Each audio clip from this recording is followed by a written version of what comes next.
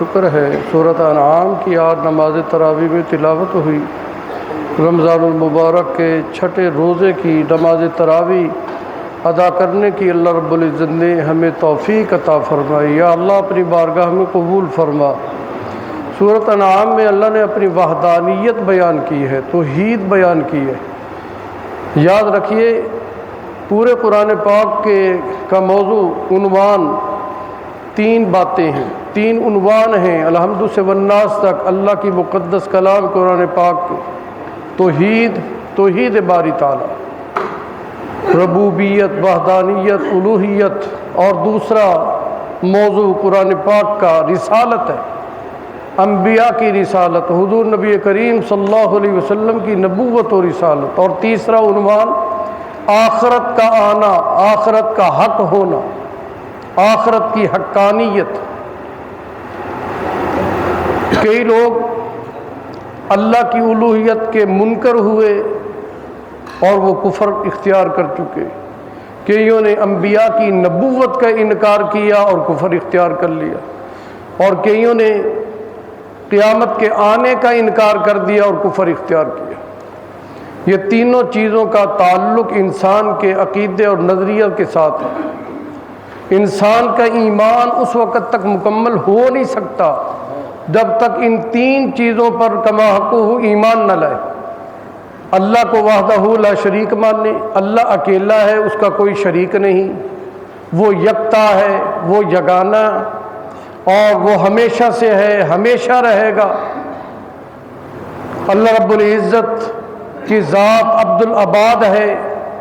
اللہ قدرتوں کا مالک ہے، طاقتوں کا مالک ہے، اس کے ارادے کا نام وجود ہے۔ اللہ کو پہچانے، جیسے تعمیر کو دیکھ کر آدمی پہچانتا ہے کہ اس کے بنانے والا کوئی ہے، ایسے ہی نظام کائنات کو دیکھ کر آدمی سوچے کہ اس کے بھی بنانے والا کوئی ہے۔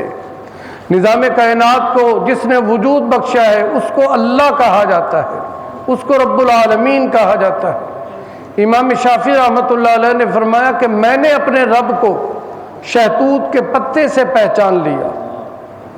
میں نے دیکھا کہ شہتوت کا پتا ہے، پتا ایک ہے، لیکن اس کو بکری بھی کھا رہی ہے، اس کو گائے بھی کھا رہی ہے، اس کو اونٹ بھی کھا رہا ہے، اور اس کو ریشم کا کیڑا بھی کھا رہا ہے۔ لیکن میں نے جب نتیجتاً دیکھا، غور کیا اس میں کہ بکری نے شہتوت کا پتا کھایا تو مینگنیاں اگلی، گائے اور بھینس نے کھایا تو گوبر نکالا، اونٹ اور گدھے نے اگر کھایا تو لیڈے نکالے، اور ریشم کے کیڑے نے اگر کھایا تو اس نے ریشم پیدا کیا۔ شہد کی مکھی آ کر بیٹھی تو اس نے شہد نکالا۔ پتا ایک ہے اور مختلف چیزیں بنتی چلی جا رہی ہیں۔ میں نے اپنے رب کو شہتوت کے پتے سے پہچان لیا کہ پتا ہے کہ اس سے بینگنیاں بھی بن رہی ہیں، پتا ہے کہ اس سے گوبر بھی بن رہا ہے، پتا ہے کہ اس سے ریشم بھی بن رہا ہے، پتا ہے اور اس سے شہد بھی تیار ہو رہا ہے۔ تو یہ کوئی ذات تو ہے جو، اور اسی ذات کو اللہ کہتے ہیں، رب العالمین کہتے ہیں۔ امام مالک رحمۃ اللہ علیہ نے فرمایا میں نے اپنے رب کو پہچانا راستوں کے نقوش سے، راستوں کے آثار سے، اور راستوں کی علامات سے، کہ ہم راستے پر چل رہے ہوں، راستے پر گوبر پڑا نظر آئے تو ہم یہ جان جاتے ہیں کہ یہاں سے بھینس گائے کا گزر ہوا ہے۔ راستے پر مینگنیاں پڑی نظر آئیں تو ہم جان جاتے ہیں کہ یہاں سے بکریوں کا ریوڑ گزرا ہے۔ راستے پر کوئی لیڈے پڑے ہوں تو ہم جان جاتے ہیں کہ اونٹ کا گزر ہوا ہے۔ حالانکہ ہم نے اونٹ کو نہیں دیکھا، گائے بھینس کو نہیں دیکھا، بکریوں کو گزرتے ہوئے نہیں دیکھا، لیکن ان چیزوں کو دیکھ کر ہم پہچان جاتے ہیں۔ کہیں ہمیں دھواں اٹھتا ہوا نظر آئے تو ہم جان جاتے ہیں کہ یہاں آگ لازمی ہوگی، حالانکہ آگ کو ہم نے دیکھا نہیں ہے۔ ایسے ہی ہم نے اپنے اللہ کو پہچان لیا۔ اتنے بڑے بڑے بلند و بالا پہاڑوں کو دیکھ کر اللہ کو پہچان لیا کہ ان کے بنانے والا کوئی ہے۔ خوبصورت لمبے ترنگے درختوں کو دیکھ کر اللہ کو پہچان لیا کہ ان کو کوئی وجود بخشنے والا ہے۔ ٹھنڈی ہواؤں کو دیکھ کر ہم نے اللہ کو پہچان لیا کہ ان ہواؤں کو چلانے والی بھی کوئی ذات ہے۔ ہم سمندر کو دیکھا کہ اس کی تہ تک نہیں ہے، تو ہم جان گئے کہ اس سمندر کو وجود بخشنے والی بھی کوئی ذات ہے، اور تمام کائنات کو تخلیق کرنے والی ذات کو اللہ کہتے ہیں۔ یہ سورۃ انعام کا خلاصہ ہے۔ اللہ فرماتے ہیں مجھے پہچانو، اور ابراہیم علیہ السلام کا واقعہ بیان فرمایا کہ ابراہیم علیہ السلام نے اپنی والدہ اور اپنے والد کو سمجھانے کی کوشش کی، کیونکہ وہ حالت کفر میں تھے، حالت شرک میں تھے، لیکن اس کے باوجود ابراہیم علیہ السلام نے ان کی گستاخی نہیں کی۔ آج مسلمان ہے، باپ مسلمان ہے، بیٹا مسلمان ہے، اور بیٹا جوتا اتارتا ہے باپ کے سر پر مارنے کے لیے، گستاخی پر اتر آیا ہے۔ اللہ کی پناہ۔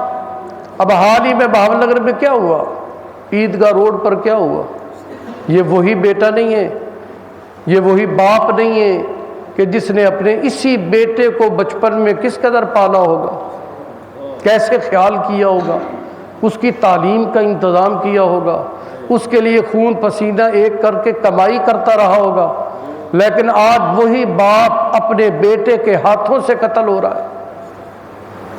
اللہ کا عرش کانپ نہیں گیا، زمین پھٹ نہیں گئی، آسمان پھٹ نہیں گیا، اور پہاڑ اپنی جگہ سے ہل نہیں گئے، حرکت نہیں کر گئے۔ کتنا بڑا جرم ہے۔ اللہ معاف فرما، اللہ معاف فرما۔ ایسے گناہوں سے ہمیں بچا، ایسی بدبختی سے بچا۔ اللہ رب العزت نے پوری کائنات کو وجود بخشا۔ اب یہ دہری ہے نا، یہ کہتے ہیں کہ خدا نظر نہیں آتا اس لیے وہ ہے ہی نہیں، جو چیز نظر نہ آئے وہ نہیں ہے۔ مولانا عمر پالن پوری رحمۃ اللہ علیہ سے دہریے نے کہا کہ میں اللہ کو نہیں مانتا اس لیے کہ وہ نظر نہیں آتا۔ آپ نے فرمایا بہت ساری چیزیں ایسی ہیں جو نظر نہیں آتی اور تم مانتے ہو۔ ان کا وہ کیا؟ کہا کہ عقل نظر نہیں آتی مگر مانتے ہو کہ عقل ہے۔ روح بھی تو نظر نہیں آتی، مانتے ہو کہ روح ہے۔ نہ نظر آنے سے انکار کر دینا یہ تو بے وقوفی ہے، کم عقلی ہے، تمہاری عقلوں پہ پردے آ چکے ہیں۔ نہیں، جو نہ نظر آئے اسی ذات کو اللہ کہتے ہیں۔ ہماری آنکھوں میں وہ طاقت نہیں کہ ہم دیکھ سکیں۔ موسیٰ علیہ السلام نے التجا نہیں کی تھی اللہ مجھے اپنا دیدار کرا، اللہ نے فرمایا لن ترانی، تو ہرگز نہیں دیکھ سکتا، تیری آنکھوں میں طاقت نہیں۔ یا اللہ میں نبی ہوں، مجھے تو نے نبوت عطا کی ہے، رسالت سے سرفراز کیا ہے، میں تیرا دیدار کرنا چاہتا ہوں۔ اللہ نے فرمایا اصرار پہ اصرار کر رہے ہو، چلو میں ایک آپ کو دیدار کا منظر دکھاتا ہوں، ایک جھلکی پیش کرتا ہوں۔ آپ کوہ طور کے قریب جائیں، کوہ طور پر پہنچے، میں اپنی کروڑوں اربوں تجلیات میں سے ایک تجلی کا ایک ذرہ اس پہاڑ پر نازل کروں گا، اور تم دیکھتے رہنا۔ اگر تم برداشت کر گئے تو پھر تو یہ ہے کہ تم مجھے بھی دیکھ لو گے، اور برداشت نہ کر سکے تو نہیں دیکھ پاؤ گے۔ تو موسیٰ علیہ السلام وہاں پہنچے، اللہ نے اپنی تجلیات میں سے ایک تجلی کا ذرہ پہاڑ کی چوٹی پر نازل کیا، اور پہاڑ ریزہ ریزہ ہو گیا۔ منظر دیکھ کر موسیٰ علیہ السلام گر گئے، حواس باختہ ہو گئے، ہوش اڑ گئے، اور جب ہوش برقرار ہوئے تو ہاتھ باندھ کر کھڑے ہو گئے، اللہ میری آنکھوں میں وہ طاقت نہیں کہ میں تجھے دیکھ سکوں۔ یہ تو جنت میں اہل جنت کو اللہ طاقت دیں گے کہ وہ رب کا دیدار کر دیں گے، اور جب کریں گے تو پھر کرتے ہی رہیں گے، لاکھوں سال گزر جائیں گے اور ان کی آنکھیں اللہ کے دیدار میں مست ہو جائیں گی، وہ دیکھتے ہی رہ جائیں گے۔ لاکھوں سال گزر جانے کے بعد جب اللہ تعالی پردے میں آ جائیں گے تو جنتی کہہ اٹھیں گے ابھی ہی تو مزہ آ رہا تھا اور تم ہماری آنکھوں سے اوجھل بھی ہو گئے۔ اتنے طویل عرصہ تک دیکھنے کے بعد بھی، یا دنیا میں اگر دیکھا ہے تو ہمارے پیارے آقا محمد الرسول اللہ صلی اللہ علیہ وسلم نے دیکھا ہے شب معراج، معراج کی رات۔ تم اللہ کو نہیں دیکھ سکتے لیکن بیت اللہ کو دیکھ سکتے ہو، اللہ کے گھر کو دیکھ سکتے ہو جو منبع رحمت ہے، نزول رحمت کا مرکز ہے، ان کو دیکھ سکتے ہو۔ ہاں ایک اور انسان ہے جو دنیا میں دیکھ پاتا ہے، اللہ کا دیدار اس کو نصیب ہوتا ہے، اور وہ شہید ہے۔ وقت شہادت اللہ کے راستے میں جب وہ اس کی گردن کٹ رہی ہوتی ہے، اس کے بدن سے خون کا فوارہ چھوٹ رہا ہوتا ہے، وقت شہادت خون میں لت پت ہے، روح پرواز کر رہی ہے، روح پرواز کرتے ہی اللہ کا دیدار کرتے ہوئے وہ جنت میں داخل ہو جاتی ہے۔ اس لیے شہید جنت میں پہنچنے کے بعد بھی تمنا کرے گا، ورنہ کوئی تمنا نہیں کرے گا۔ اللہ پوچھیں گے دنیا میں جانے کے لیے کوئی تیار ہے؟ کون تیار ہوتا ہے؟ دنیا کی تکلیفوں سے جان چھوٹی، دنیا کے بکھیروں سے تو نکل کر آئے ہیں، دنیا کے دردوں سے تو نجات ملی، اب کون دنیا میں آنا پسند کرے گا؟ واحد ایک شہید ہوگا جو کہے گا اللہ میں دنیا میں جاتا ہوں۔ تم دنیا میں کیوں جاتے ہو؟ یہ جنت کی نعمتیں، ان میں تمہیں مزہ نہیں آیا، لذت نہیں ملی؟ یا اللہ سب کچھ ہے، لیکن جو وقت شہادت گردن کٹتے وقت جو مجھے مزہ ملا تھا وہ تیری جنت میں بھی نہیں ہے، کیونکہ اس وقت اللہ نے دیدار نصیب کیا تھا۔ شہید کو وقت شہادت دیدار نصیب ہوتا ہے رب تعالیٰ کا۔ تو اللہ رب العزت نے آج کی منزل میں اور 26 نبیوں کے نام لیے ہیں اللہ نے ایک ہی رکوع میں، اور یہ فرمایا ہے کہ میں نے تمہیں نبوت سے سرفراز کیا، میں نے تمہیں رسالت سے مالا مال کیا، لیکن اگر تم شرک میں آ گئے تو میں نبوت تم سے چھین لوں گا۔ یہ ہمارے لیے سبق ہے۔ اللہ کو کچھ برداشت نہیں، سب کچھ برداشت ہے لیکن شرک برداشت نہیں ہے۔ اولاد کے خزانے اللہ کے پاس، اولاد کے خزانے تھوڑا سا اللہ کا ورد بھی کر لیں، صحت اور تندرستی کے خزانے، موت اور زندگی کا مالک، عزت اور ذلت کا مالک، کامیابی اور ناکامی کا مالک، راحت دینے والا بھی وہی، پریشان کرنے والا بھی وہی، بیماریاں دینے والا بھی وہی، تندرستی دینے والا بھی وہی، اولاد دینے والا وہی، عزت دینے والا وہی، ذلت دینے والا وہی۔ آج کی منزل کا یہی خلاصہ ہے سورۃ انعام، جس میں اللہ نے اپنی ربوبیت کو بیان کیا، اپنی الوہیت کو بیان کیا، اور کلمے میں کیا ہے؟ لا الہ الا اللہ، کوئی عبادت کے لائق نہیں مگر اللہ، کوئی سجدے کے لائق نہیں مگر اللہ، کوئی مشکل کشا نہیں مگر اللہ، کوئی حاجت روا نہیں الا اللہ مگر اللہ، بس اللہ ہی اللہ ہے۔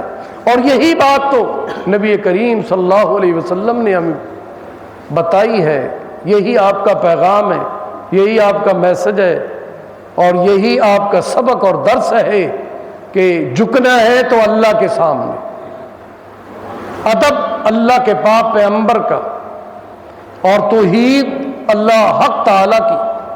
اللہ تعالیٰ ہمیں عقیدے کی سلامتی عطا فرمائے۔